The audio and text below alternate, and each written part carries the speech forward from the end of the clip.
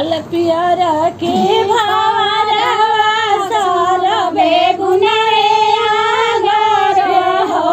भवरा कुचिया Varane रउताइन से काइयो काइने मत बिकाइयो काइने मत बिहितावा कुटुमावा ननद जी के सासुर ननद जी के सासुर हो एको नाहिने मत बिबिरन भैया जिनका से रोशन लागे जिनका से रोशन आई गले और गाना पर गाना सासु जी के नई हर ननद जी के सासुर हो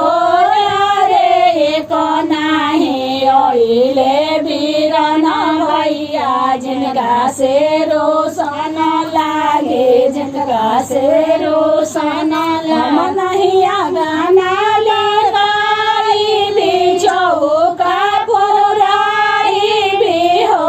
सासु हम नहीं बैठबी चौका बीरन भैया नाइले बीरन भैया नाइले केने पदुआर पघोड़ा घरइले भएर झरइले हो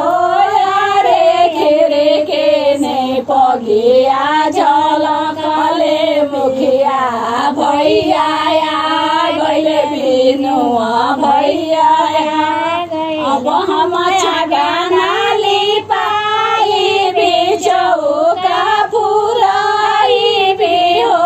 सासु अब हम बैठबी चौका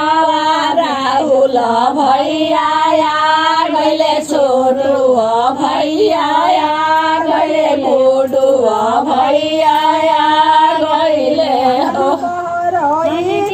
चेरिया तयरू लौड़ियानो हो चेरिया देखिया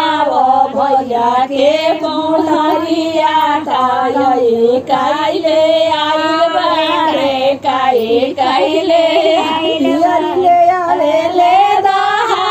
दही सोठिया गम कजारे सोठिया गम कियारे हो यारे बलुआ के डोलता से दो पीठो दोनों हाथे बेरा तो दोनों हाथे बेरान। प्रणाम आ धन्यवाद ई वीडियो देखला खातिर। हमार काम यदि रउआ पसंद आवता तो हमार चैनल के जरूर सब्सक्राइब करी और संगे संगे नोटिफिकेशन वाला घंटियों दबा दी। हमार चैनल पर भोजपुरी लोकगीतन के सुनी आ आनंद ली। हम रोज एगो वीडियो के संगे हाजिर बनी। धन्यवाद।